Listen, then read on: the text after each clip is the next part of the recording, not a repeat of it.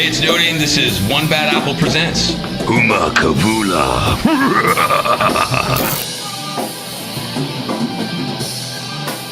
Hey, I'm George. I play bass for Humakavula. I'm Glenn on guitar. They're the Shredders, and you guys have a kind of a cool backstory. We're at One Bad Apple Records in Castro Valley, and this is kind of where the origin of the band took place. Why don't you walk us through that? So I live in Castro Valley, and I had discovered that listening to records on headphones was amazing.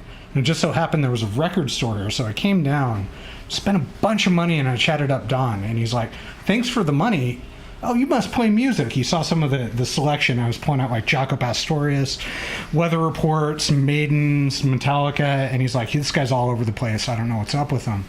But we started talking, and I just had mentioned to him that our guitarist quit the band that we were trying to get started, and that's where he hooked me up with Glenn. Now let's hear Glenn's version of this. I bet it's entirely different.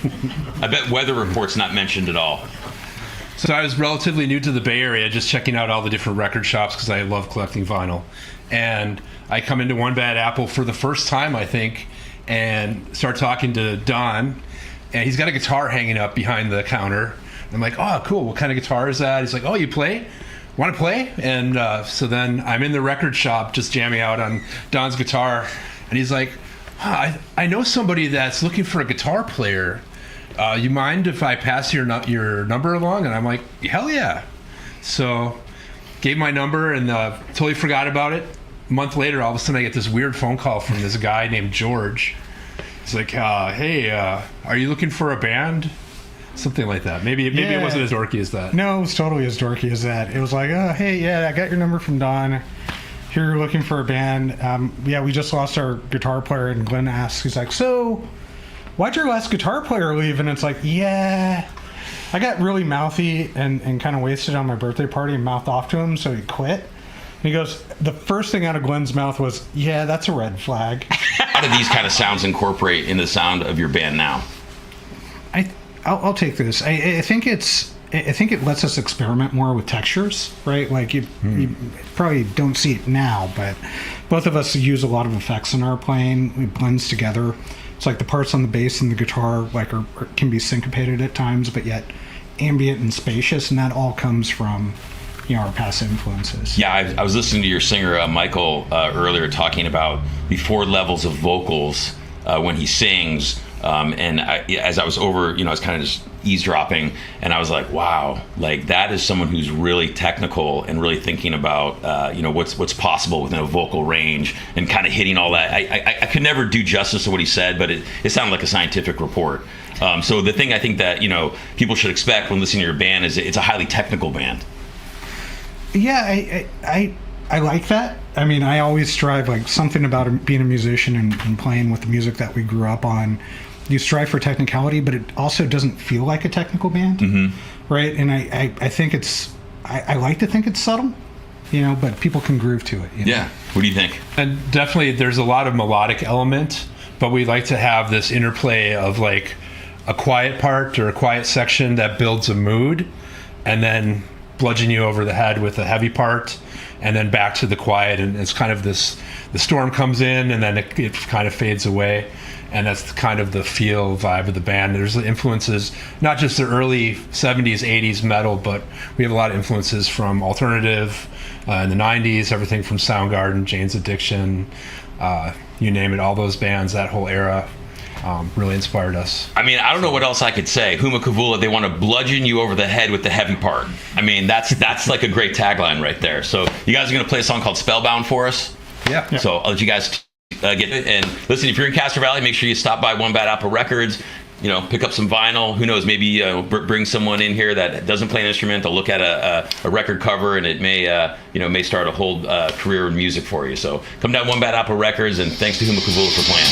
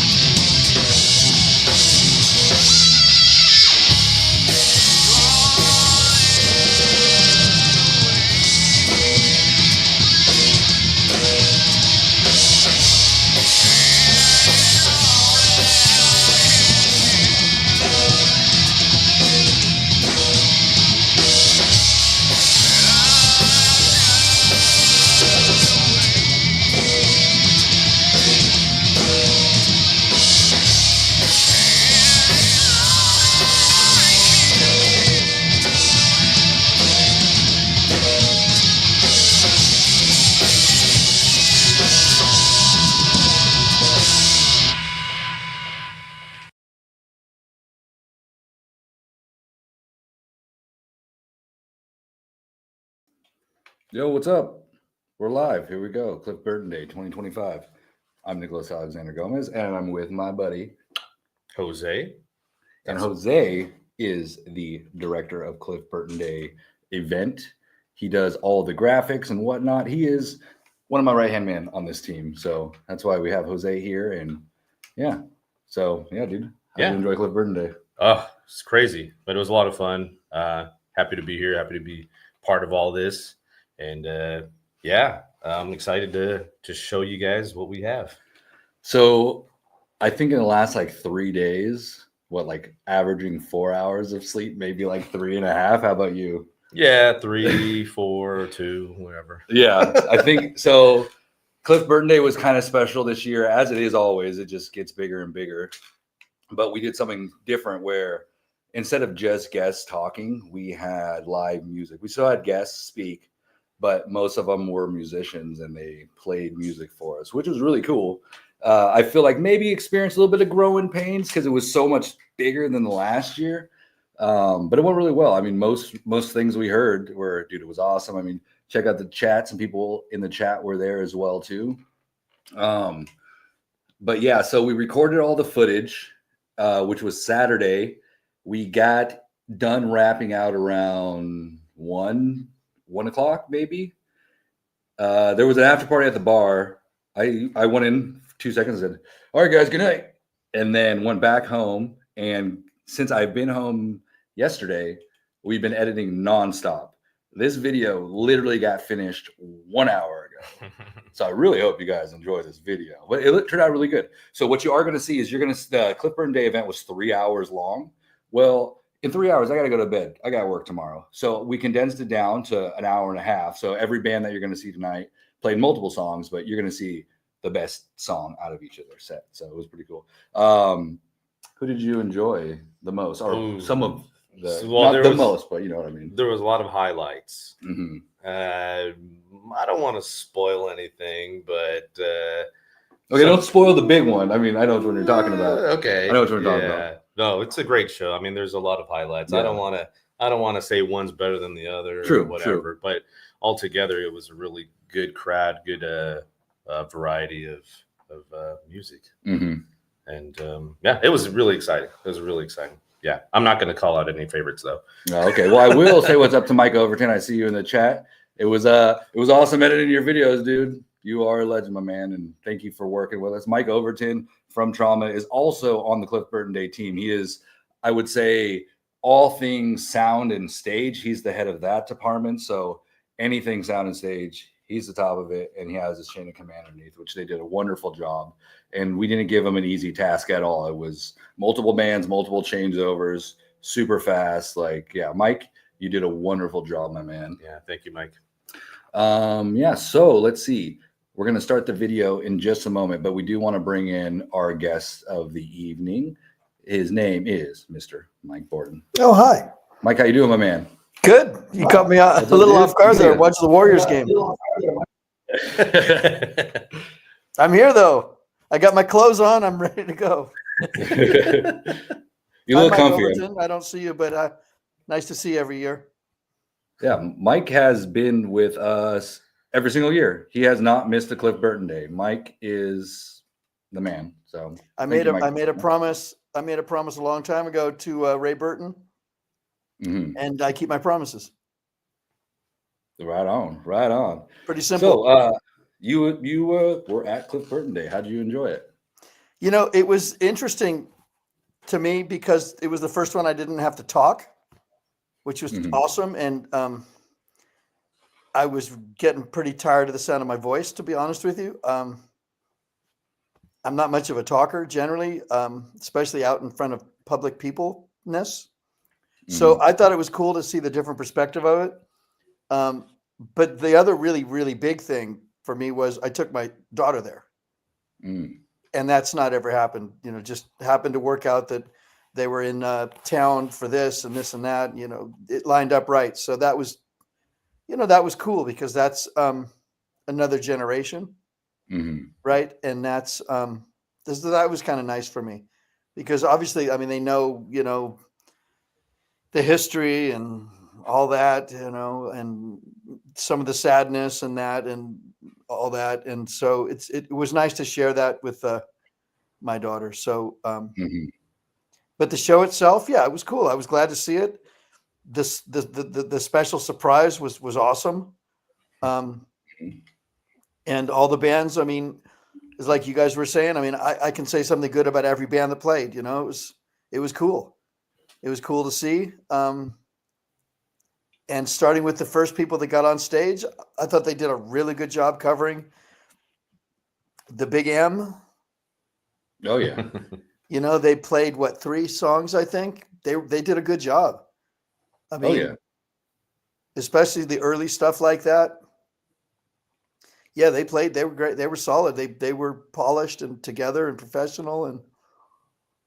And then I remember who came next after that. Was Trauma after that? Yeah. You know, Trauma's Trauma. They're really good at what they do. They've been really good at what they do for a long time. And that was great. I think that they probably I think it was probably a huge effort for them to get that together with a new singer. It sounds like they didn't have a lot of time with him. So I salute them and I salute their effort. They're always good. They're solid. They're good players. After that was a surprise that was really good and it was cool and nice to see that. And then, I mean, I'll say something about the last guys too, because those are all my friends, you know. It was a trip to watch those guys play on stage.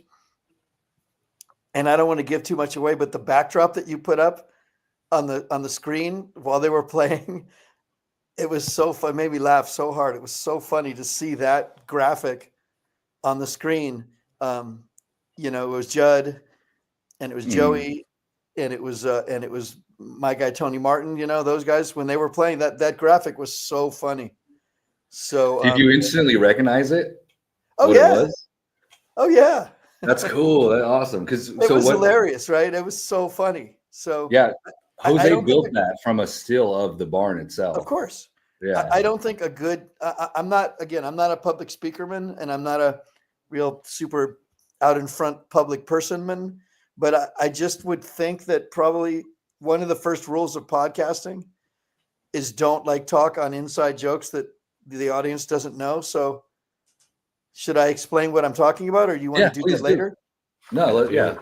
So what it was when these guys were playing, they called them, I think it's really silly and I don't back the name. Did you call them the Barn Boys? Yeah. Thanks, Canada Dave. No, shout out to Canada Dave, our homie. Stop it, Dave. No, stop it. Stop it. I don't back that name. But anyway, these guys that used to jam. We call it the Barn Jam. Barn Jam. Great. Barn Jam. That's what we call here in the United States of America. Judd's Barn. Judd's Barn. Yeah, Judd's Barn. The people that went in and drunk and sweated in Judd's Barn played. And it was Tony playing guitar. It was Judd playing guitar.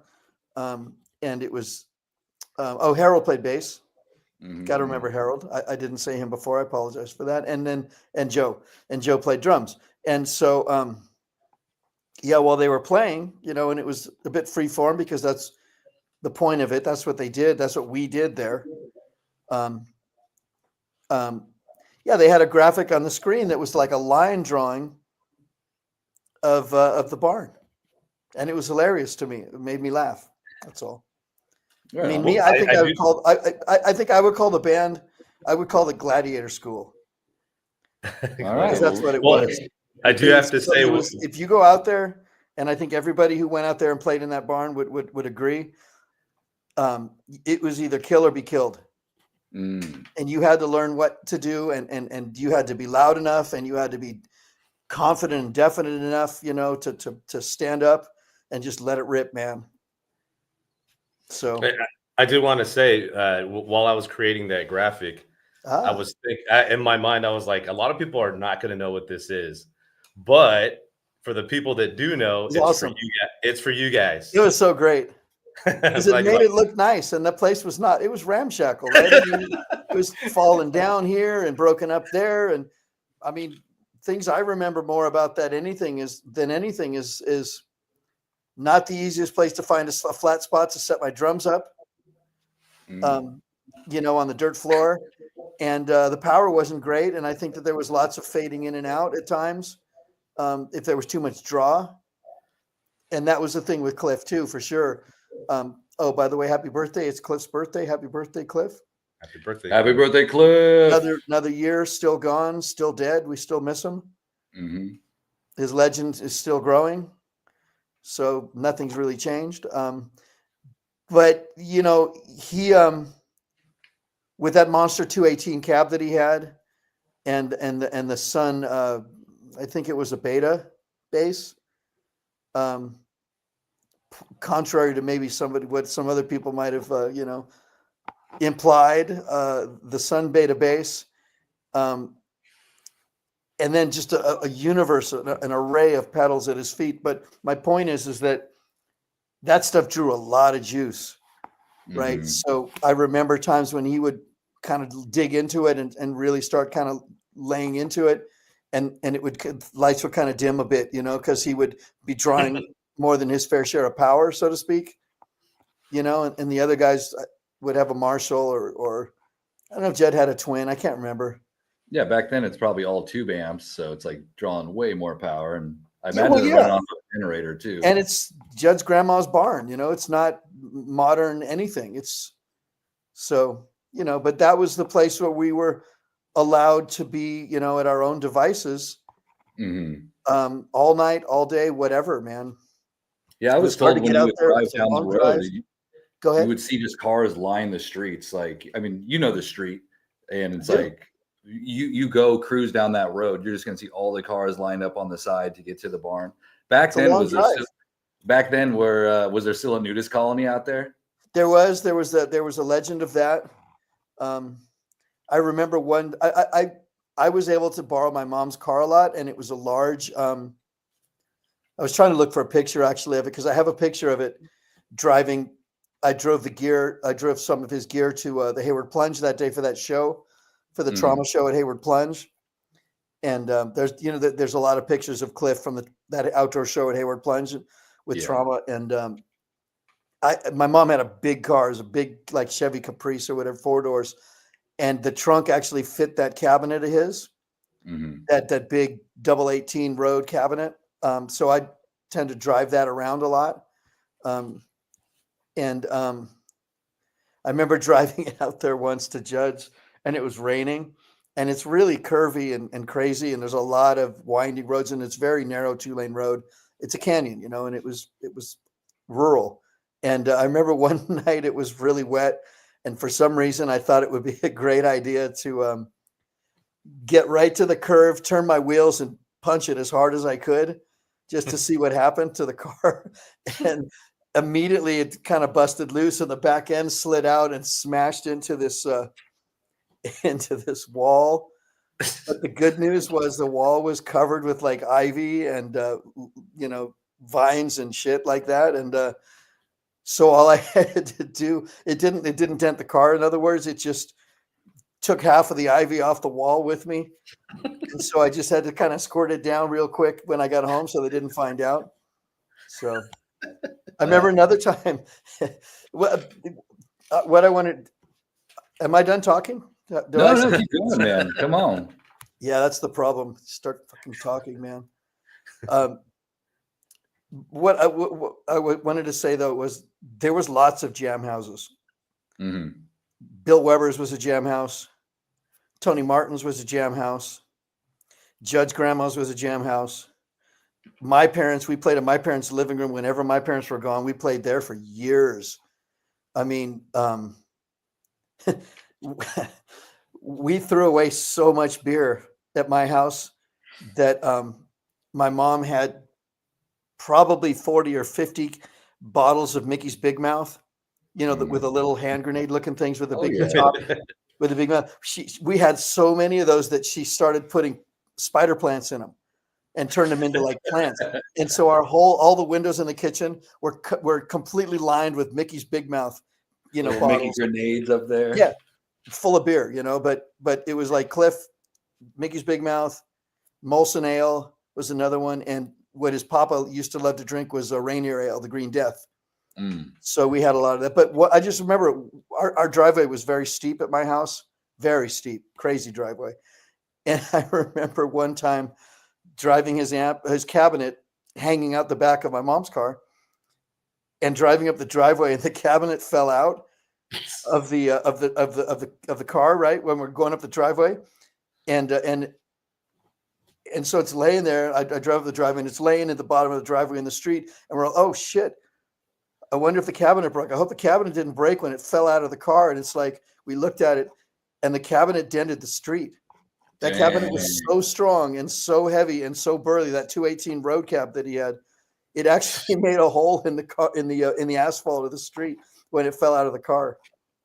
Oh my gosh! So, and you guys lug that thing around everywhere. I mean, he took it on the road with the beginning of.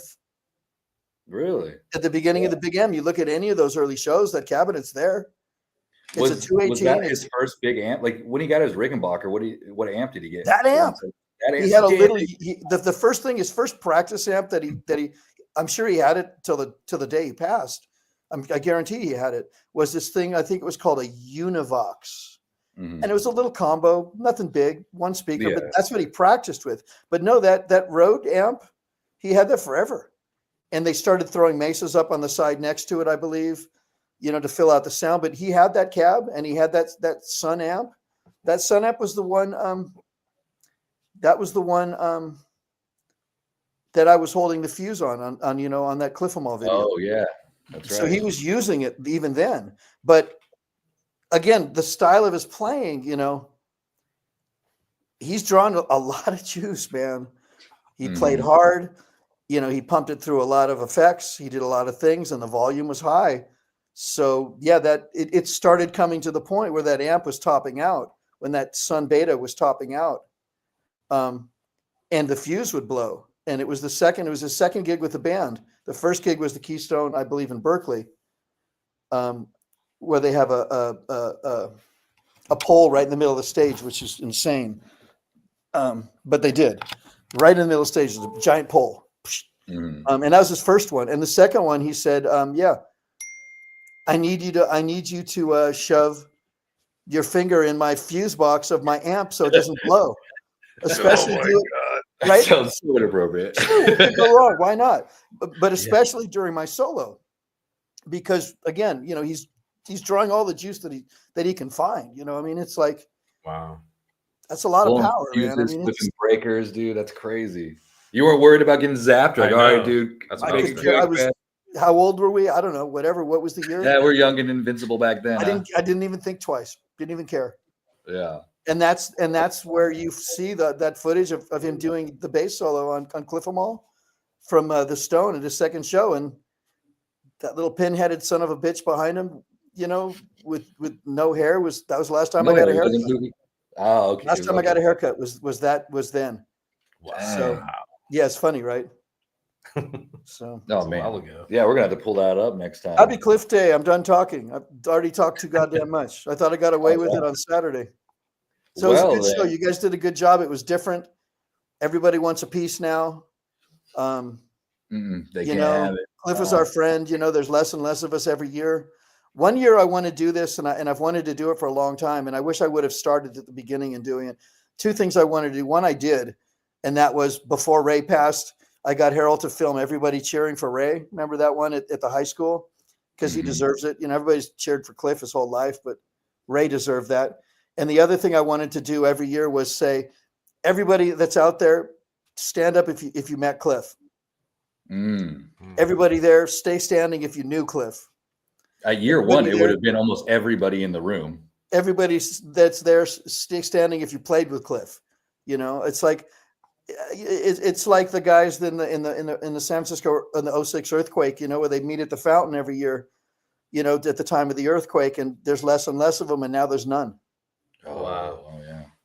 1906. What are you going to do, dude? That was 118 years ago. So, but it's important to remember and honor the people that crossed paths with him and knew him. It's important to not blow anybody off and remember the people that he played with. It's because that's his legacy, and it's not about look at me. I was close to Cliff, and we this and that. It's about what Cliff was, and how he interacted and impacted everybody around him, because he had a massive impact on everybody that he came across for so many reasons, in so many ways. You know what I mean? So I wish that we would have got somebody that was actually intimate with his equipment. We tried this year, we tried to get somebody that's never spoken out in public, and we were close, but Close. Next year, I'd love to have that. I'd love to follow up on that and have somebody actually, explain how he helped him get his sound, how he helped him run his rig, how he helped him, when he got the keys to the candy store, so to speak, right at that end on the last tour, on that Puppets tour, where now they're in arenas, now they're on a bus, now they've got, indoor seats, now they've got equipment to do what they want. I would love, I'd be fascinated myself just to hear what that meant for him. You know what I mean? Like, what did he, when he was able to grab anything he wanted, what did he actually grab for first? You know what I mean? Yeah. I mean, we all know that he had a guitar that he carried in the hotel, along with a hammer in the suitcase. We all know that he had backup basses, that he was never not playing. So it's, but I'm just curious. We've heard so much about so many other things. Yeah. We've heard from Aiden Mullen, and we've heard from John Marshall. We've heard from Mick Hughes, who all were involved around his sound. But Mick helped him get his sound. But I'm talking about the guy that was actually handing him his bass. That he tuned and cleaned the sweat off every night. I'd love to hear from somebody like that. Firsthand. Yeah. So we'll keep trying, right? Optimistic for next year, and eventually there'll be a time where there's no more new stories, and that's gonna be sad, but a way to continue Cliff's legacy, I believe, is through the scholarship. I can promise you that will never happen. You'll just maybe never hear them.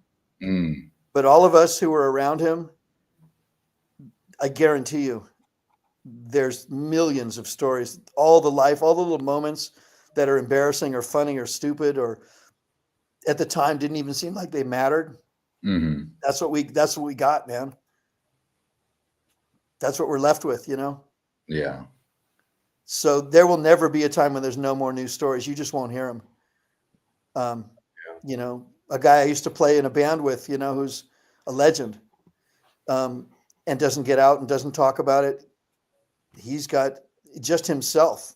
He's got a lifetime of stories. You'll probably never hear him, I respect his right to keep his privacy, and maintain what's personal to him. And that's all we got, man. Yeah. Yeah. There's nothing left, once those ashes run through your fingers, your hands are empty, Well, we'll continue Cliff's legacy. So we went happy, and now we're totally bumming. So Have I done my job? Cliff Burton scholarship. Let's switch to the good, the happy. Yeah. If our viewers are watching and they don't know that the Cliff Burton Day raises funds for the Cliff Burton Scholarship to donate money to children with musical ambition. So T-shirts like this one, T-shirts like that one, T-shirts like the one Frankie's wearing over there, posters and whatnot, all that stuff, all this, the merch goes to children. So that's how. Shout out to Mr. Harold, who I think shot that photo. Did he not? This one is Harold. Which one's yours? This one's Gene Ambo, I think, right? Gene Ambo out of Chicago. Good man.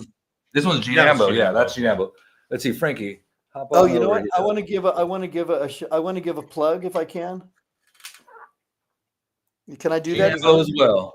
Three years in a row right here. Can I give a plug? You keep talking. I'm going to give a plug. I got to find out the exact specifics of it, but he'll appreciate it. Okay. Did Well, he- Mike's And looking right now. he did not rake you over the coals for those photos. He was a generous gentleman about it. Oh, Gene yes. Ambo? Oh, total gentleman. Wonderful interview. Cool Wonderful dude. person. All right. So here. Hey, Gene, I hope you're watching. He made this book, and it's awesome. Oh, I've seen that book. I didn't know that was him. It's There you go. awesome. And he's a Sick. great, I'm just random pages. Dude. Yeah, my conversation with Gene Ambo was a very memorable one. Very Gene much is ago. He was awesome. like He's such a cool dude. He's like a cool vibe. dude, man. Funny stories. Oh, nice. Dang. G Nambo, sick book, my man. Yeah, no, he's a good dude, and he deserves, especially because he was a gentleman about using the photos, which is really kind of what it's all about.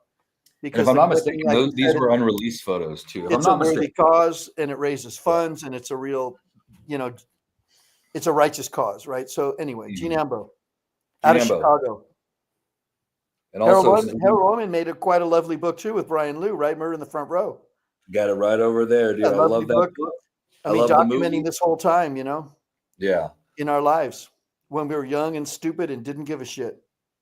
It's Bay Area history, and it became world history after that. Like, it's amazing that it happened right here in our backyards. I mean, Castro Valley is such a small town, not just Castro Valley, Dublin, San Francisco, Oakland, everywhere, El Cerrito. Like, that's our little backyards, and it's world renowned. So it's amazing. Yeah. While we're doing shout outs, we do have to give a shout out to Casey. Happy birthday, Casey. Thank you for all the support. Thank you. Hi. Oh, of course. Hi, Mom. Hi. Cool. So Mike, I've taken this in an unprofessional direction. That's the professional was for Saturday, dude. Let's let her hair down. That's why I wasn't on stage Saturday. In all honesty, soon enough, I hope to be next to you and just take a seat back and watch the show. Yeah.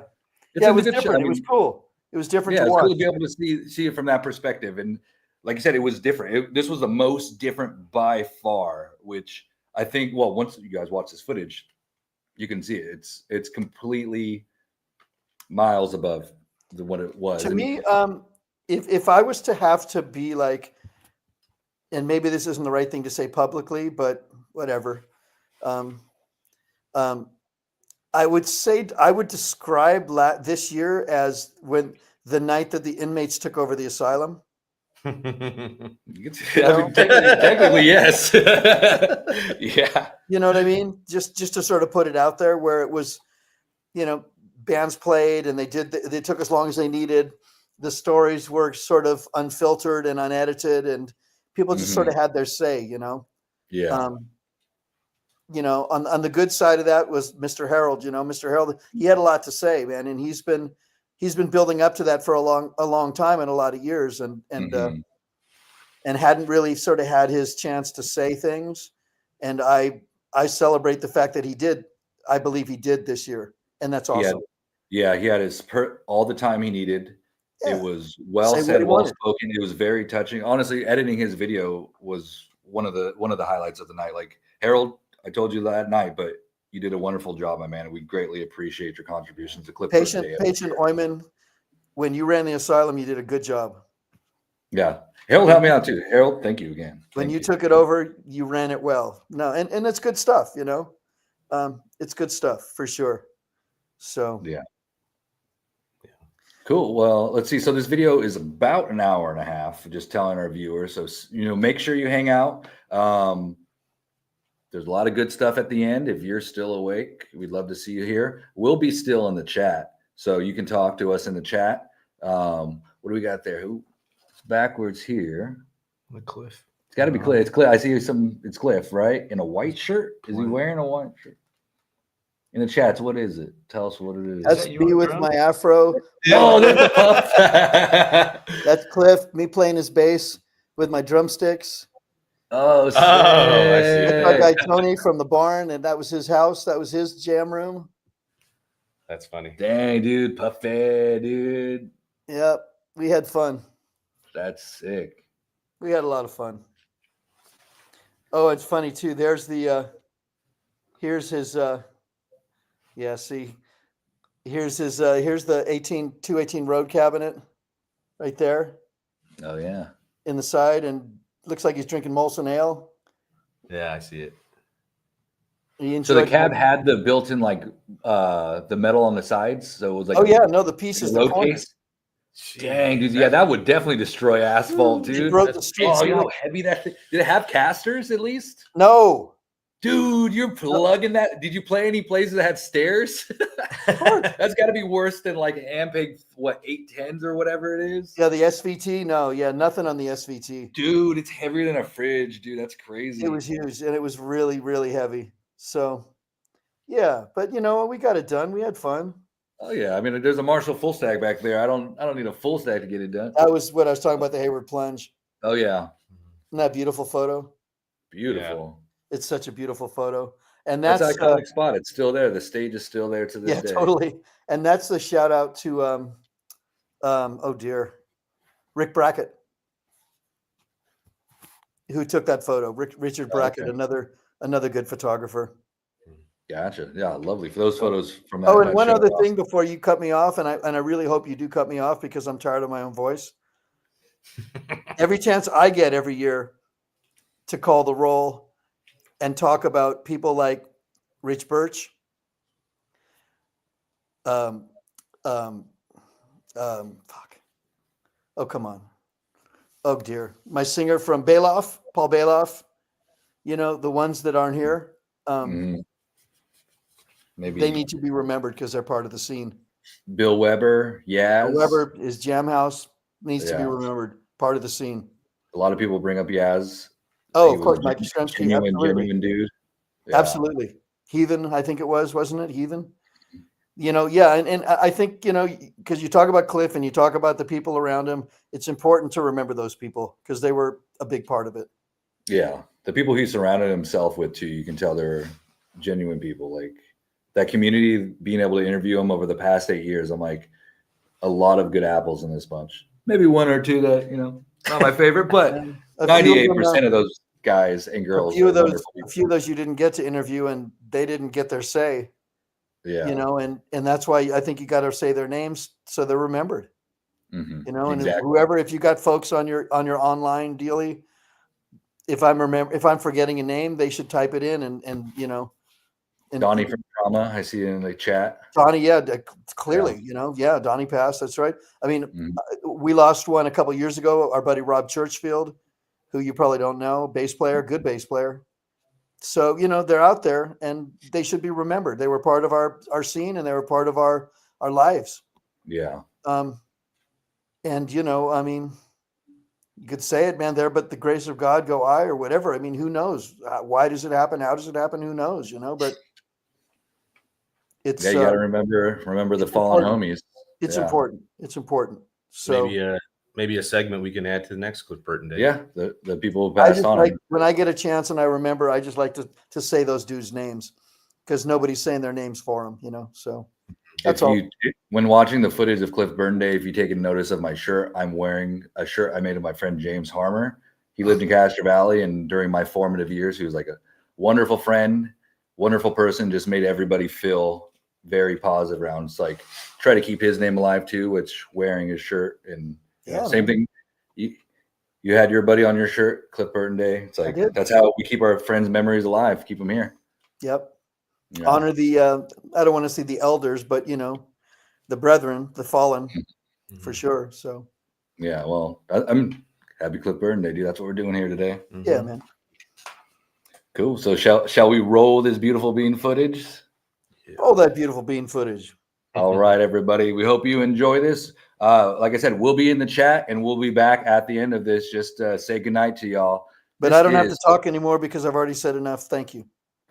Thank you, Mike, for joining us, my man. We'll talk soon. Let's roll this beautiful bean footage. It's rolling. Don't worry. This is the intro. They can't hear us, right? I'm sorry I went too long. I just started talking. That's the problem. They can't hear us, right? Just turn down the volumes on. Oh, they can hear you. All the way down.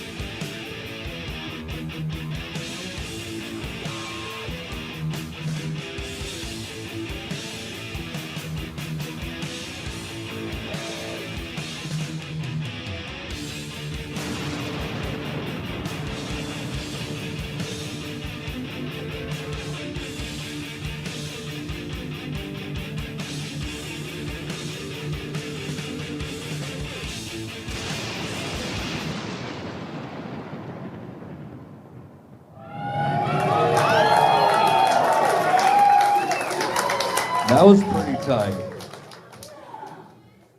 So what's up, y'all? My name is Nicholas Alexander Gomez, and I'm the host of Cliff Burton Day. Thank you to everybody who has come this year and all the previous years. Who was here at year one? Oh, my perfect attendance crew. Thank you very much. So we have a big day in store for you. We have live music, different bands, Q&A. So the first person I want to bring up to continue our Cliff Burton Day tradition, we always start out with a happy birthday, and that is my friend, Miss Connie Burton. Let's give it up for her.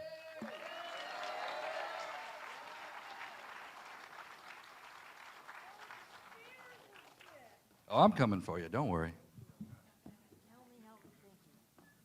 One more time for Connie Burton, please.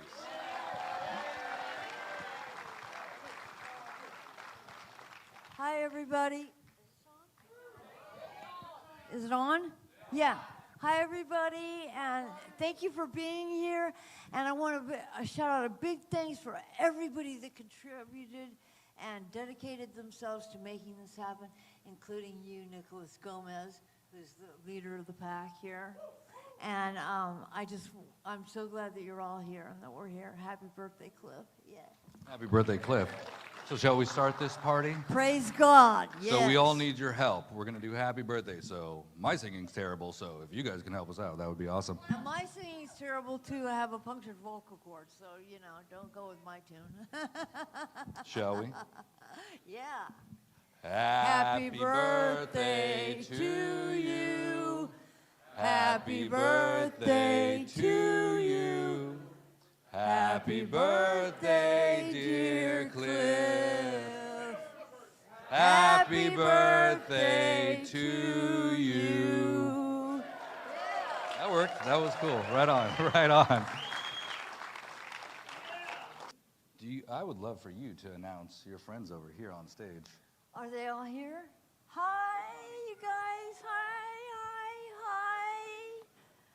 This is Damage Incorporated, and they are a Cliff Burton tribute band, NorCal, because there's a Damage Incorporated SoCal. And this is a Damage Incorporated NorCal. Cliff Burton.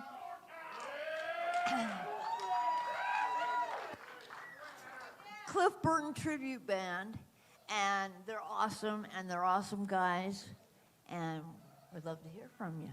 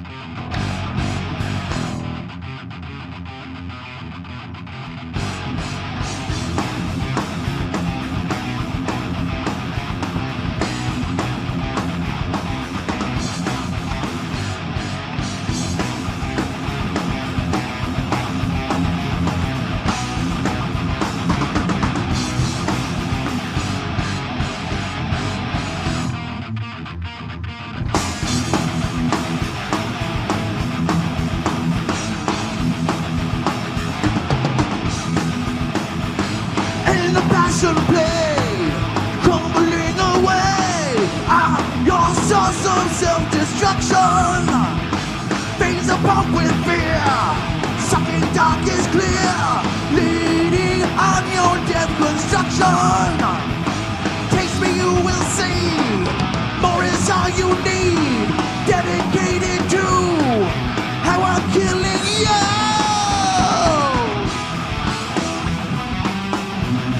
Come crawling faster. Obey your master. Your life burns faster. Obey your master. Master of purposes pulling your strings, twisting your mind and smashing your dreams. Blinded by me, you can't see a thing. Just call my name and I'll hear you scream. Master, Just call my name, I hear you scream. Master.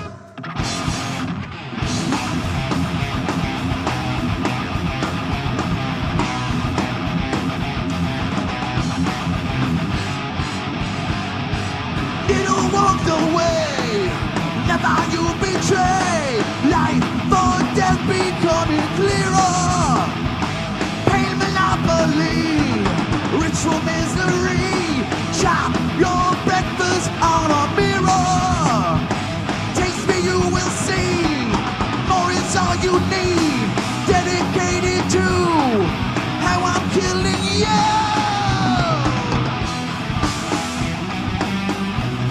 Come crawling faster. Obey your master. Your life burns faster. Obey your master. Master. Master of puppets is pulling your strings. Twisting your mind and smashing your day. Not about me, you can't see a thing. Just call my name and I hear you scream. Master. Master. Just call my name and I hear you scream. Master. Master. Master.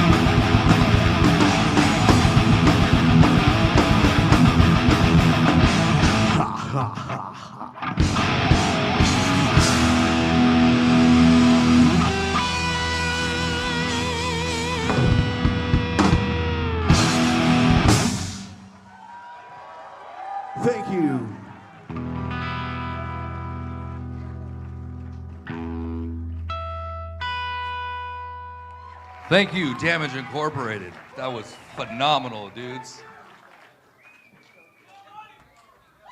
So how you guys liking it with sound? With music? You all right? This is our first time at Cliff Burton Day having a bunch of bands, and I think it's good. I tried to give you guys earplugs, so hopefully you guys took them, because it's nice and loud in here. So yeah. Thank you. Very good. Very good. So I was asked to read a statement. We were going to have a special guest here, but unfortunately he wasn't able to make it. This statement is from the principal of Castro Valley High. It says, I am writing to introduce the Cliff Burton Scholarship at Castro Valley High School, an incredible opportunity for students who are passionate about music but face financial barriers in pursuing their dreams. Named in honor of Cliff Burton, the legendary bass player and core member of Metallica, this scholarship continues his legacy by supporting students who demonstrate a sincere interest in music and need financial assistance to further their education and artistic pursuits. Music has the power to inspire, heal, and transform lives, and yet many talented students struggle to access resources they need to develop their craft. Scholarships like the Cliff Burton Scholarship serve as a bridge, ensuring the financial hardship does not stand in the way of the passion and potential they possess. By investing in young musicians, we are not only honoring Cliff's remarkable contributions to music, but also foster the next generation of artists who will shape the future of the industry.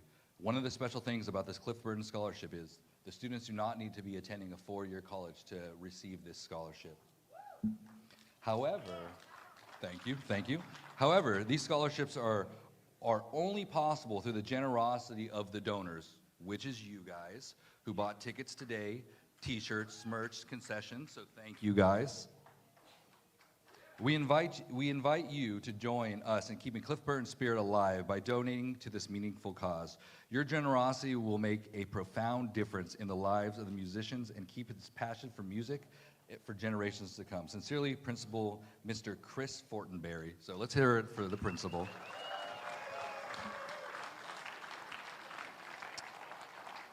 So at this time, as you can tell, this is brand new. We're trying this out. This is the first time we've ever done the live music like that. So bear with us during the set changes. So at this time, I'd love to invite the next band to come up and start setting up. I did want to make mention that a lot of the donations go to other places in Castro Valley that are donated from the Cliff Burton Foundation. Castro Valley High School, as just mentioned, Castro Valley Adult School, which provides scholarships to students earning their GED, and that's donated in Jan Burton's name. Thank you. Another one is the Aneurysm and AVM Foundation, which is donated in Scott Burton's name. The World Central Kitchen, who immediately serves chefs preparing meals to communities impacted by natural disasters, which is donated in Ray Burton's name.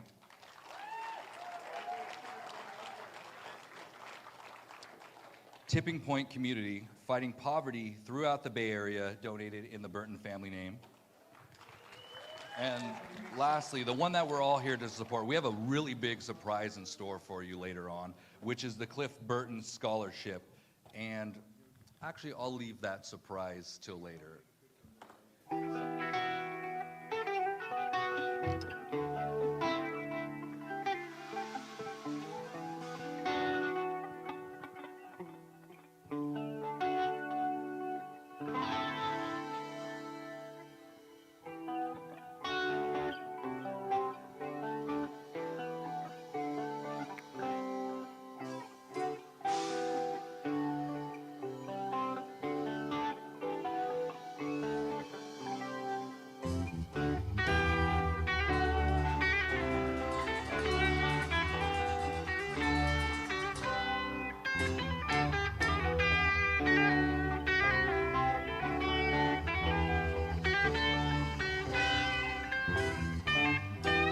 Alone in the darkness, I waited for you at the door. Fears are growing minutes, I can't take no more. Our love's lying rounded, dying a slow death. My feelings are frozen, and take my last breath. Woman, be gone. Woman, be gone. Woman, be gone. Woman, be gone.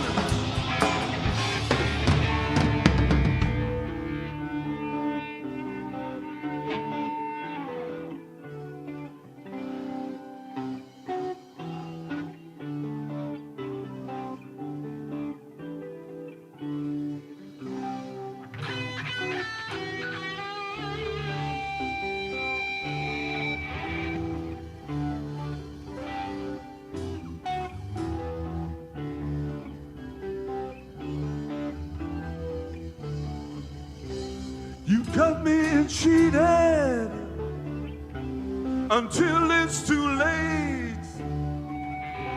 I'm sad that it started, can't end up in hate. Woman, be gone. Woman, be gone. Woman, be gone. Woman, be gone. I've done everything that I could do. No, nothing good. Now it doesn't really matter.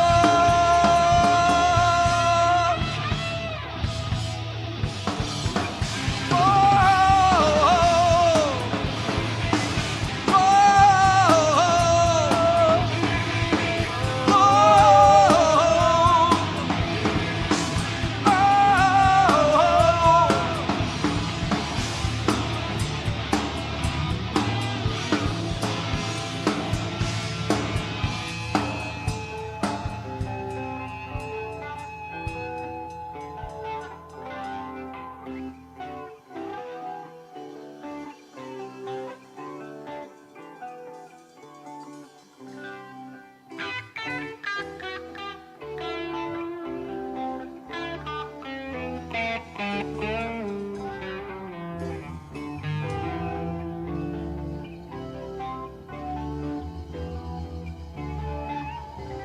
I said it is over. No one's left to see. I don't look over your shoulder.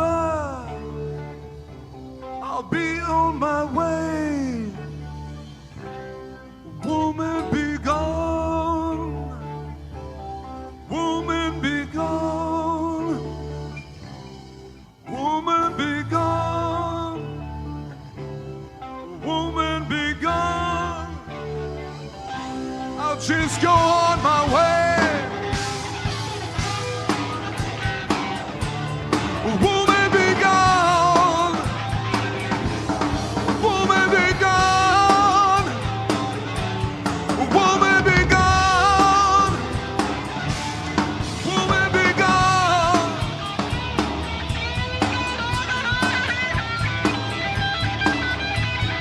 Yeah! That's it. Love you.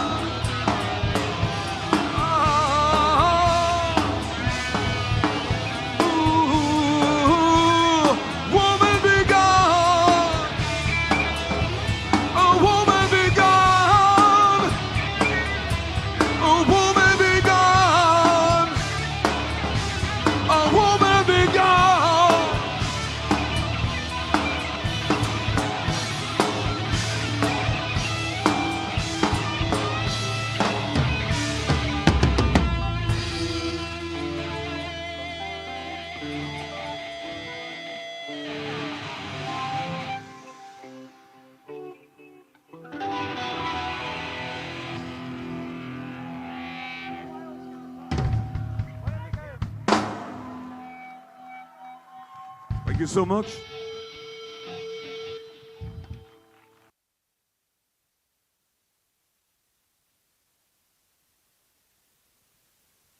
All right, that was awesome. Let's give it up for Trauma one more time. Let's hear it. That was fantastic, man. Thanks for joining us at Cliff Burton Day. So the next guest I have is a cool friend of mine, friend of yours, honestly. Amazing photographer of metal bands, very funny gentleman, and just an all-around cool dude. Let's give it up for Harold O. Cool.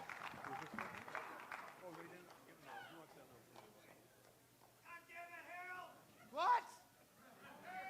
I need a mic stand. Check 1, 2. Is this thing on? So how the fuck you guys doing, man? How cool is this? Another fucking Cliff Day, right? It's a great thing they've been doing here. So, what was that? No, you're awesome. You're more awesome. You want to step outside?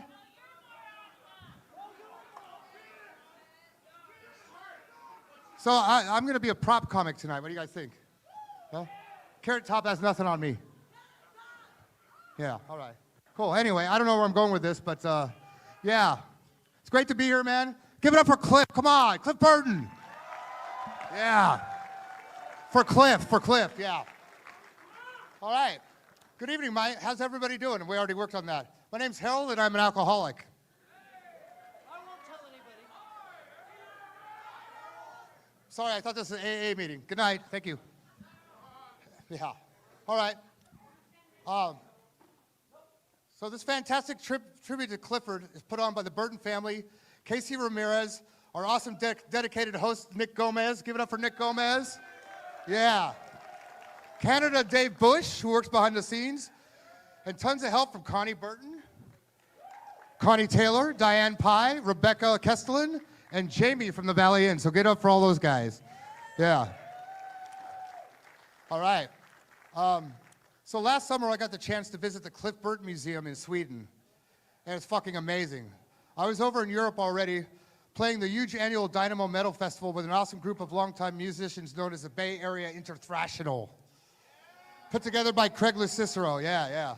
We're like a tribute band to Bay Area thrash metal, celebrating the music of Metallica, Exodus, Testament, Forbidden, Death Angel, and others.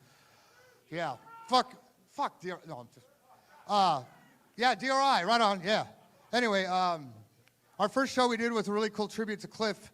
We used an intro to our show, and I was thrilled to be invited to the Cliff Burton Museum for a gallery photo show that I did. I think it's amazing that there's a fucking Cliff Burton Museum anywhere, right? Fuck yeah. Fucking amazing. So along with a group of people, they started the museum to honor Cliff's legacy and keep his memory alive. The night before the photo show, I received the horrible news that my best friend and roommate, Mike Wasco, had died of a heart attack. I almost canceled the photo gallery show. Dude, you're killing my vibe here, dude. Are we passing out pics, or are we fucking talking about Cliff? Yeah, okay, cool. Oh, right on. Anyway, so my best friend fucking died, and I was all sad and shit. I wanted to go home. But I decided to do the show because that's what Wasco would have wanted for me to do, you know? It's like, Cliff. Yeah, Wasco, for Wasco. Yeah. So I wasn't sure if I could handle the recent loss of my best friend combined with the heaviness of going to the place where we lost Cliff. I thought it was going to be an emotional wreck. I didn't think I could do it. The folks at the museum sent a guy to pick me up at the airport, and it was pouring down rain and totally dismal. We drove a couple hours, and we got near the destination when my drummer told me we were now on the same road where the Metallica tour bus had skidded off. This is the same road where Cliff lost his life, and it was fucking heavy. It was one of the fucking heaviest moments of my life.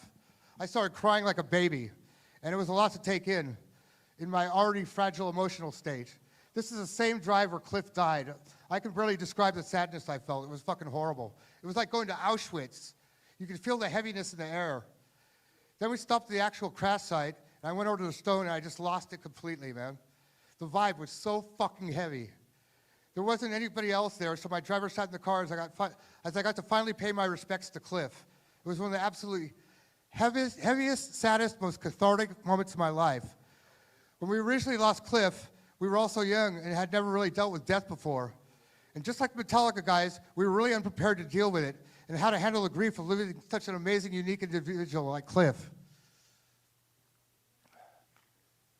We're gonna have someone to clean this up afterwards, right? Yeah, heavy.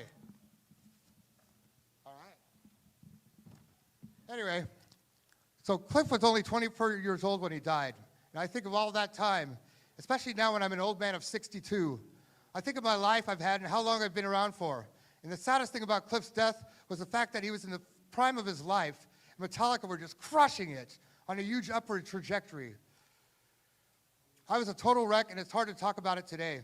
I walked over to the memorial, and I was blown away by all the little trinkets and keepsakes so many people had left behind. Guitar picks, beer and liquor labels, flowers, pictures of Cliff, roaches, bottle caps. I left an unused drink ticket from the Warfield in SF. I smoked a fat joint and left the roach for Cliff. Yeah. Yes. Yeah. As we drove to the museum from the crash site, I felt a huge sense of relief and happiness. I finally got some closure that I'd always needed so bad after Cliff's passing 38 years ago. Like I said, this is one of the heaviest days of my life, and I felt so much better, like a huge weight had been lifted off my shoulders. Visiting the crash site was a major epiphany and helped me deal with losing a couple of great friends. I got to the museum and was greeted by the curators, who gave me a huge warm welcome and big hugs. It was totally surreal to finally be in the Cliff Burton Museum in fucking Sweden. They opened up the museum for me, and I was blown away by how much care and love they had put into it. I was honored and thrilled to see 10 of my Cliff photos blown up on the wall. Previously, Casey had arranged to have myself, Brian Liu, Rick Brackett, and Gene Ambo donate 10 of our best Cliff photos to the museum. They also had a duplicate memorial stone, which they had covered with plexiglass in the floor of the museum. It was so fucking cool. They had taken all of the trinkets and pics and all the cool stuff people had left and arranged at the crash site all over the display. There were big photo displays from Kerrang, Metal Hammer, and all the metal magazines that had tributes to Cliff. We set up my photos on a wire that went across the room. Oh yeah. So I decided they needed to keep all the photos I'd brought for future displays. They were so nice and hospitable and put me up in the adjacent hotel and insisted on paying for all my meals and boarding while I was there. The next day, I met all the nice folks who had put it all together. And I guess part of the reason they opened this museum was, and they put in the memorial stone out by the crash site, because people would always come up to the nearby merchants and ask where the crash had actually happened. The photo gallery show with Cliff was a complete success, and about 75 people showed up, and a bunch of people brought their books for me to sign. I'm so happy I decided to do the show after all, and I had a great time meeting so many hella cool Swedish Metallica fans. Give it up for Cliff Burton, come on! Yeah. Fuck yeah. I recommend the Cliff Museum to anybody that even has a slight interest in music. Cliff loved his hometown of Castro Valley, and was extremely proud of where he came from. We need to do a permanent memorial for Cliff here in Castro Valley. Don't you think? So I propose getting a duplicate memorial stone like the one they have in Sweden. And I've contacted people in Sweden about this. We're going to try to do a Cliff memorial for Castro Valley. That's what it fucking needs, right? Fuck yeah. So, anyway, thanks to all of you for keeping Cliff's spirit and legacy alive. For Cliff!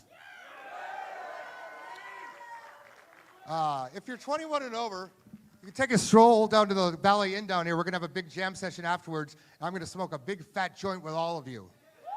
Yeah. Thanks so much for your support, for keeping Cliff's memory alive, and for future generations to enjoy. All right, we're getting down here now. All right, in closing, I'd like to tell a little story about Cliff. It's pretty fucking hilarious. Flashback to 1984, Metallica are playing a secret gig at the Mabuhay Gardens under the name of the Four Horsemen, home of countless punk shows and mayhem. The gig ended up being announced in BAM magazine, and hundreds of people were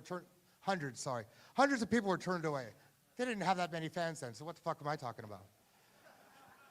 The band had to have their roadies build a wall of people to hold the mad crowd off the 2-foot-high stage. The show was a total madhouse. To quote Cliff himself, freaks were fucking flipping. Big time. So during one of the breaks, James had the crowd in a round of metal up your ass.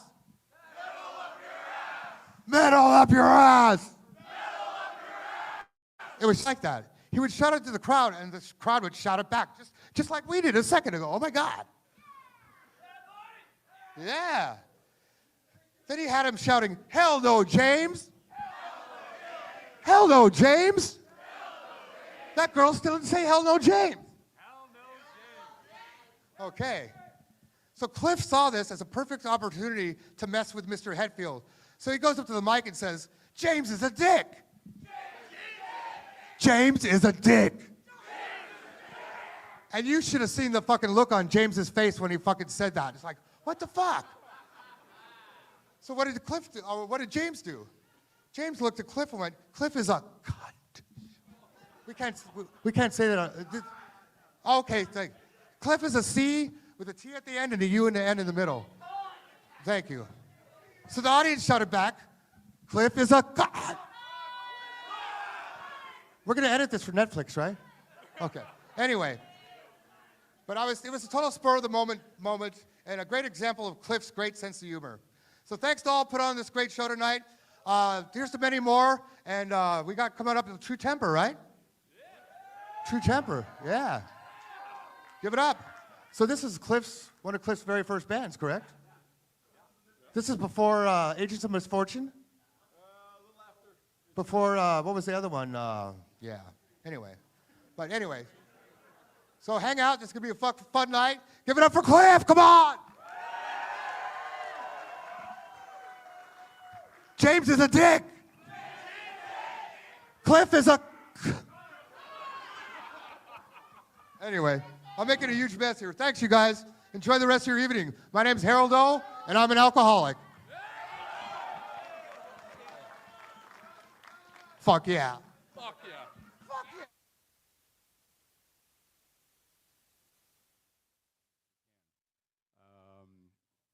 This next tune we're going to do is kind of like a jam thing that we used to do all the time when we were hanging out at Bill's house with a ton of musicians. There's a couple of those guys here tonight. But I've invited some people to join us and kind of jam out and do this beautiful music thing that we did back then, because this stuff's still alive. So thank you for listening. Let's rock that.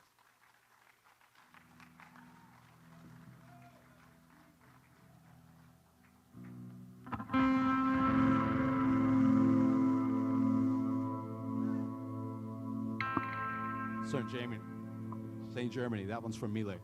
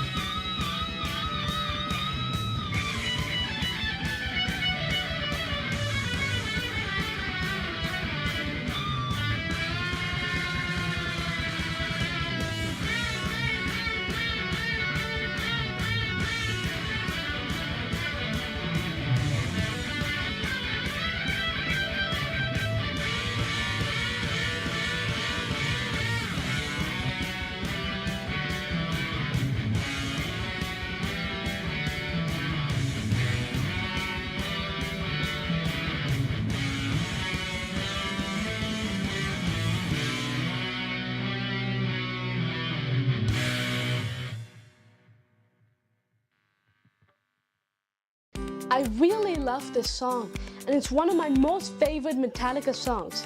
It's very special for me that I'm able to play this for Cliff Burton on Cliff Burton Day. I've loved this song since I was really little, and I knew that I wanted to add my own improv to this. I remember Casey from the Cliff Burton family. I remember that she once told me that Wade Burton had told Cliff that melancholy in a song is always very important. This song definitely has that, but something was telling me to add my own style of melody to play before the song called an alapana, add that before the song to add more to it. So I was just doing what my heart was telling me, and then I made that melody and I transitioned into the song, and I was also adding other improvs in the song too. So I did all of this for Cliff Burton. During 2021 and 2022, I felt it was really a changing point in my life because I have been playing guitar since I was 6 years old. But I felt from those time, I was feeling guitar, it was pulling towards me. It was starting to turn into a huge passion for me, and my love for it just kept growing and growing and growing. So my life, I have to say, fully changed from that time onward. So I was 8 or 9, and then at that exact time, I got connected to Miss Casey from the Cliff Burton family. She reached out to my parents and said that she would like to award me the Cliff Burton 2022 scholarship. I felt that it was a spiritual sign from Cliff Burton himself, because Metallica was the first thing that inspired me to play guitar, and watching videos of Cliff Burton play. And now, just when this is becoming so much more of a passion for me at this exact time, the Cliff Burton family themselves connect to me. So that just feels like Cliff Burton himself is talking to me and proof that he is still with us right now. Since then, I have been good friends with Miss Casey. And when I went, and then I've just been following my passion and doing what I love from there. And then America's Got Talent contacted me and asked if I would like to audition, which brought me to the US for the first time, where I was finally able to meet Miss Casey. She told me so much about Cliff Burton and also showed me his memorabilia and even gave me his own bass to play. At that time, I was thinking back of how Cliff Burton first inspired me like I was watching his videos on YouTube, until at that one moment where I was playing his own bass and holding his own bass in my own hands. That just gave me goosebumps really at that time. So a lot has happened, and then something really amazing happened for the America's Got Talent quarterfinals. I knew that for the second round, I wanted to play something really heavy. And I thought, what could be better than Metallica? So when I told that to the AGT producers, they said that no, it'll definitely be impossible, because not once have Metallica ever approved a song for them. And they've been trying for like 10 years. But I knew that the Cliff Burton family would have my back. So I straight away told Casey, and she said that she could do it. And just in 1 week, and Metallica had approved a song for me to play for the first time ever on America's Got Talent. And that really means just so much to me, and it's so heart-touching. Something else really awesome is that the song AGT, well, they said if AGT said if we're going to do a Metallica song, the song they suggested was Enter Sandman, because they said it would work really nice for their audience because it was really popular. But I was thinking Master of Puppets, since it was really interesting, and it was also really popular due to Stranger Things. So we requested both of these, and in the end, Metallica chose Master of Puppets for me to play on AGT. It just felt like this worked out the way Cliff Burton wanted it to work out, and I'll tell you why. Later, after a while, when I was talking to Casey, she told me that Cliff Burton's most favorite album was Master of Puppets, and it was also one of his most favorite songs. And also that being a song that I wanted to play for AGT, and also the song that Metallica had approved for America's Got Talent, it just felt like too much to be a coincidence. So that's why when I was on stage, just when I finished playing, I could hear the audience screaming. I was talking to the judges, and I knew that I wanted to thank the Cliff Burton family. Just amazing. I'm so happy I had the honor of playing Master of Puppets Metallica for the first time on AGT. So thank you, Metallica, and also thank you to the Cliff Burton family for making this possible. This is all saying that how Cliff Burton is still with us now, and this isn't the only sign.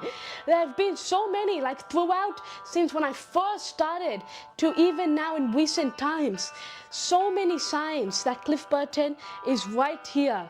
So I'm forever thankful for the Cliff Burton Scholarship, because it really changed me a lot, and also forever grateful to the Cliff Burton family as well as Cliff Burton himself.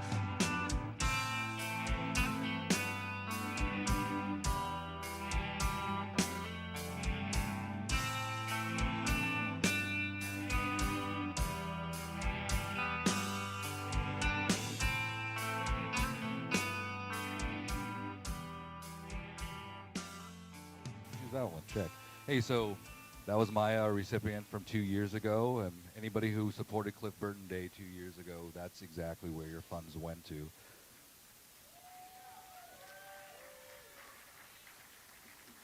I want to say that about 99% of the people you see working here today all volunteered to do this event. So it's like we're all giving back to the children. We saw how successful Maya became after that. So it warms my heart to be able to do this and to see you guys here supporting it over the past 8 years. So thank you guys. Let's hear it for you guys. Thank you very much. So I mentioned a very special surprise. It is the, who bought a t-shirt last year? So I want to show you exactly where your money went to. They're hailing from Austin, Texas. They're going to melt your faces off. The next group up is Kate and the Crushers. Let's hear it for them.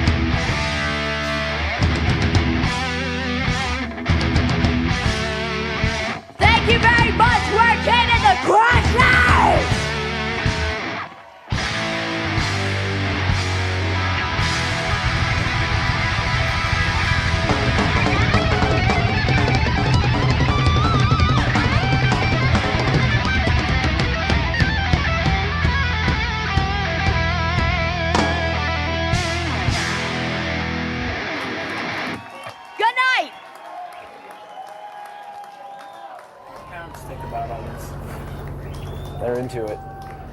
You think they look at you a little differently when they see the album so high on the charts? Well, it makes them, they're proud and they're happy that there's some success going on, you know. It's a bit of a relief for them. You know, they'd be pretty worried about it years ago. But do they come out and see your shows? If it's appropriate, you know, if the venue's right, you know. I don't bring them to any small riots that we have in Frisco, you know.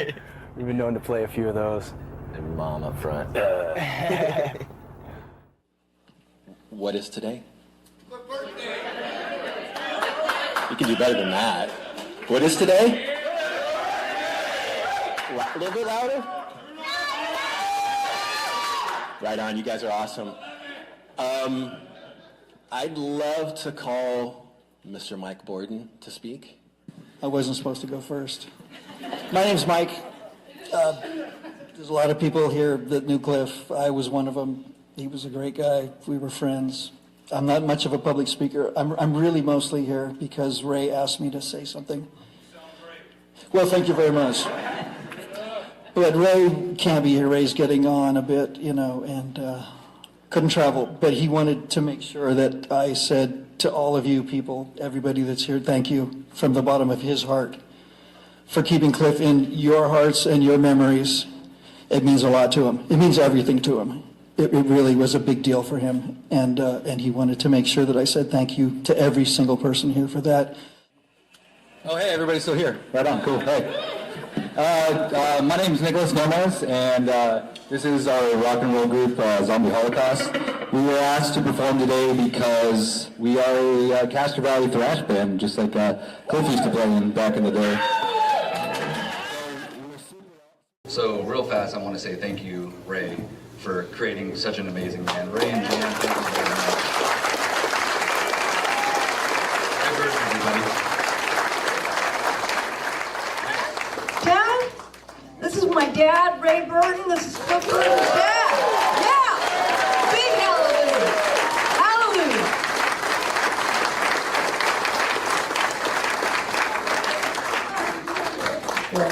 I got kind of arthritis in my shoulder. Okay. I can't have two arms hugged, so I just hug with one arm. Okay. No, this is fine. Okay. Well, thank you very much, Connie, for the nice things you've said about old Clifford Lee Burton. But I want to, first of all, thank the Alameda County Board of Supervisors for having this proclamation for a person so dear to all of us. Cliff was an exceptional child, right? It almost seemed from the time he was born. He just, you know,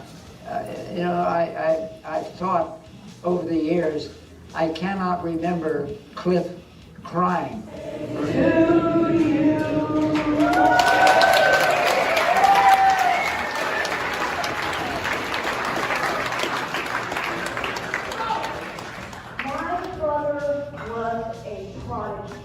So, like I said, people have been cheering Cliff for 30, 40 years. I just think it's appropriate that we all cheer Ray once the last time. So, is that you? Did you do it? Are you doing it? It's going, I think. So, in honor of the great Ray Burton. Absolutely.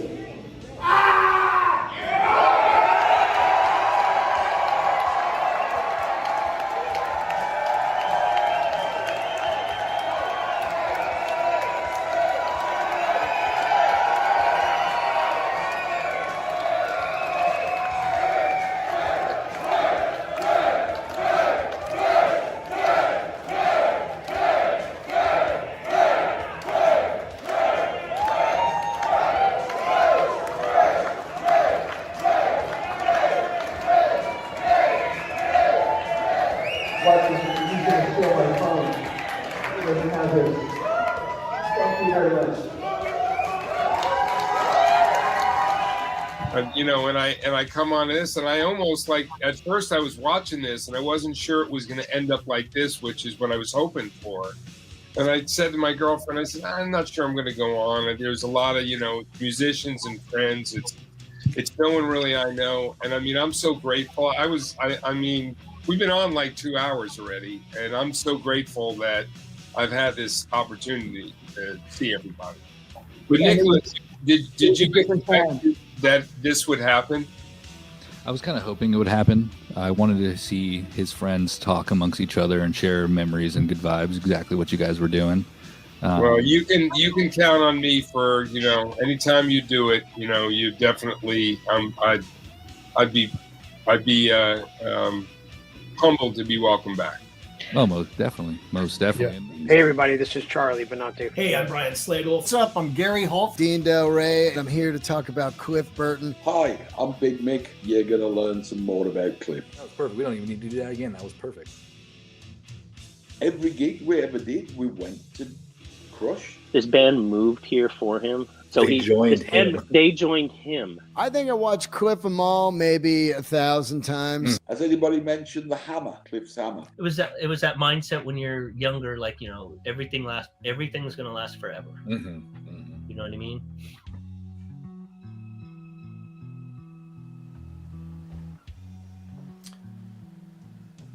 Cliff Burton will live on. Metallica has made sure of that. Ray Burton's made sure of that. Casey's making sure of that. And we're glad that all you who were watching this are interested enough to keep it going. And there's a lot of music out there. There's a lot of good musicians. Cliff was very unique part of the planet.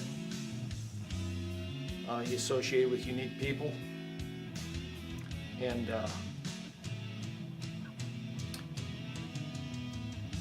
yeah, that's it, man.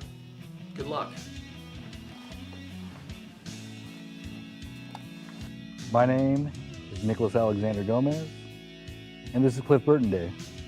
We're here to celebrate the life, the memory, the legacy of my hero and most of your heroes out there, Cliff Burton. Some of you people here in Castro Valley might not know who I am, but Cliff Burton did. I first heard about Cliff Burton from kids that worked in my machine shop coming in saying, "Did you see the guy in Metallica? He always has your shirt on." And no one ever represented us better than Cliff Burton. Unfortunately, a few years after that, we lost him, and I never got to meet him or thank him. So it is with my sincere honor and great gratitude to him and his family that here in Castro Valley, I welcome you to the first Cliff Burton Day. Big metal. Was the energy like very noticeably different with Jason being there, with Cliff not being there? Yeah. It was never said, but it was always felt that we were really missing Cliff a lot. It was. And I remember he pulls out this giant Samsonite suitcase, you know, like the mom ones, you know, and he pops it open and he pulls out this Zebco Pocket Fisherman and this tackle box. And he's like, let's go. And he put on his jacket and he got his hat and we went to the Navy Pier and went fishing that night.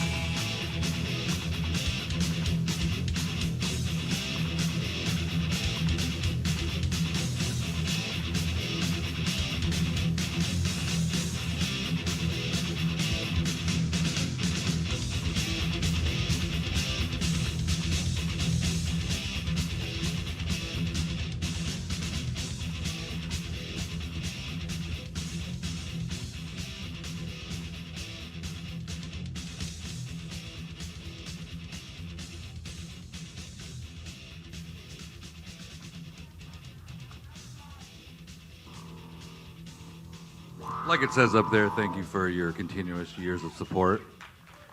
This is a labor of love, not just myself, but everybody here involved. We do this because we love our community, we love Cliff Burton, we love Castro Valley. I do want to introduce you to Jose. This is the director, the guy who is running the screen, running the show. That's Jose right there from the back. So let's hear it for Jose. We remember Derek from Kate and the Crushers, John Cruz, Michael Overton, and I'm your host, Nicholas Gomez.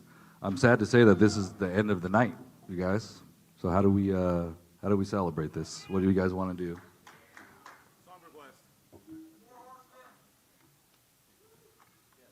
Maybe we'll end it with one more song.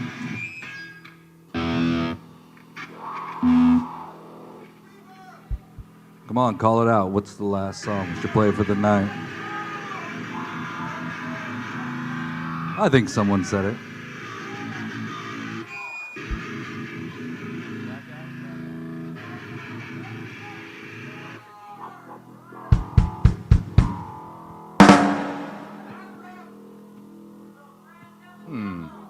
I think you're onto something over there, young man. Cool. Should we give them what they want?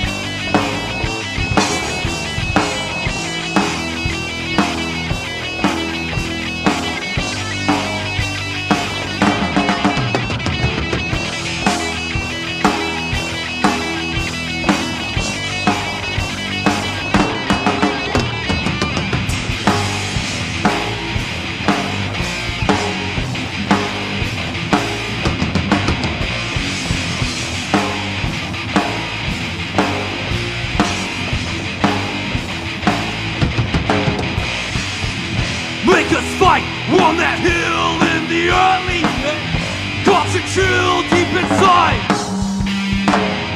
Shouting gun on they run through that endless fray. On they fight for the right, yes, but who's to say? For a hill, man would kill, why they do not know. Sipping wounds, test their pride. Men of five still alive through that raging glow. Gone insane from the pain that they surely know.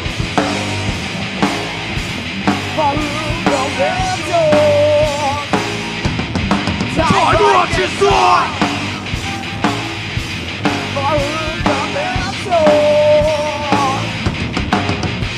That's right.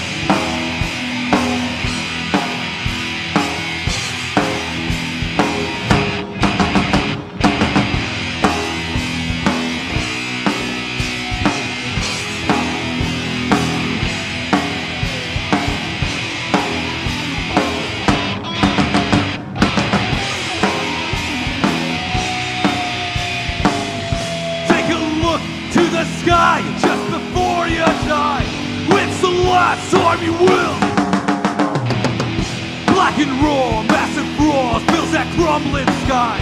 Shattered soul fills the soul with the ruthless cry. Stranger now are his eyes to this mist of red. Hear the silence elapse. Crack of dawn, all is gone except that will to be.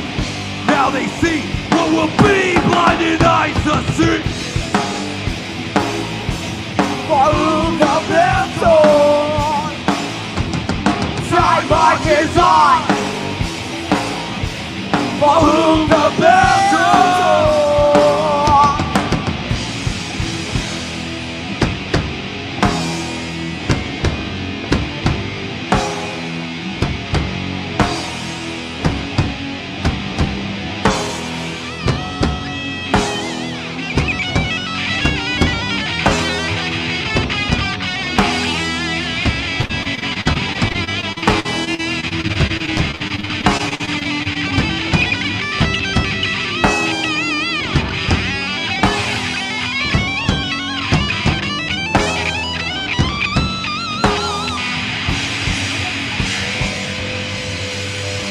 Thank you very much from the bottom of our hearts, friends. It's a blessing to be able to do this for us, for our community. Happy birthday, Cliff. We love you. We'll see you at the same time next year.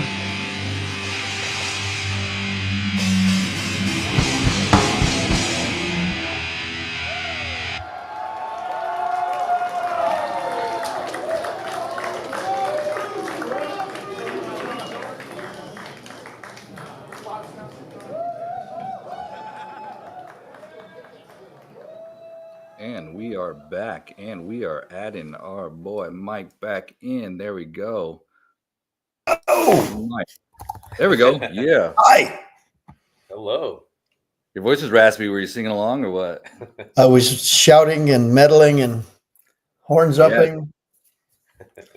Yeah. So now that everybody saw it, we can say the super secret highlight of the night, Kate and the Crushers. Yeah, but wait a minute. There was no The truth, we are missing one segment to the viewers out there. Unfortunately, there was an issue with that footage that couldn't be resolved in one day. So it will be out. It just no gladiator school. No gladiator school on this one. Needed a little more than 24 hours to fix that issue, but they'll be back on when I release the video. Nice to see all that stuff from all the other years, though. That's really super cool, man. You know.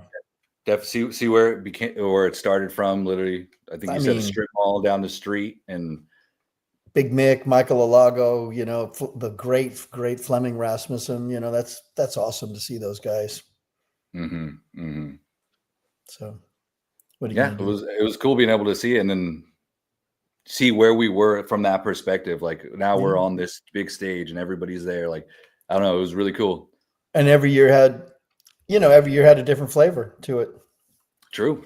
You know, gets bigger and bigger.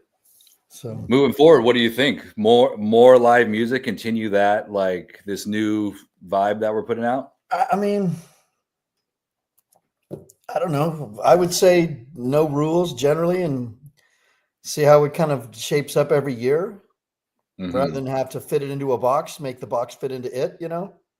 True. I mean, I'd love to see like multiple scholarship recipients out for the evening, like or what they're doing now, what they've done in the past, and how it's changed their life. You know, and I mean, you know, lots of different things. But I think the film footage to me is great because you can grab people from all over the world. Yeah, you know? definitely. And that's really nice because there's, you know, the impact was global, obviously. So, you know, yeah, definitely for next year, get started a little bit earlier, get those interviews during the summer so we can expand our reach, kind of thing. Yeah, I mean, my guess is you probably have a lot of information and stories and goodness already in the footage. So do you know, just because it happened to 1 year, do you just put it in the closet and get rid of it? Or do you include that somehow? You know what I'm saying? I mean, you could shuffle in different stories from different people at different times, you know, over the years. That's true. That's true. A lot of the footage that we had that made it for, say, year 3 or 4, like I couldn't put everything in, or it'd be a 9-hour long episode. There's still stuff that can be put out. Still a lot of good stuff. Totally. Uh-oh. Oh, are they out of tacos again? Did they put it in the kitchen and we couldn't find No, it? I just That's the issue. Hey, you forgot to mention the good tacos from Cliff tacos Burton were Day. excellent. That's a shout out to Portella's in Castro Valley. We go there every year for Cliff Burton Day. They're absolutely amazing. Rosa is the best person in the entire world. So shout out to them. Yeah, excellent. We were very pleased with that. Thank you for that. And I guess while we're at shout outs, I had to volunteer run event. Out of the 25 people, 23 of them all volunteered their time.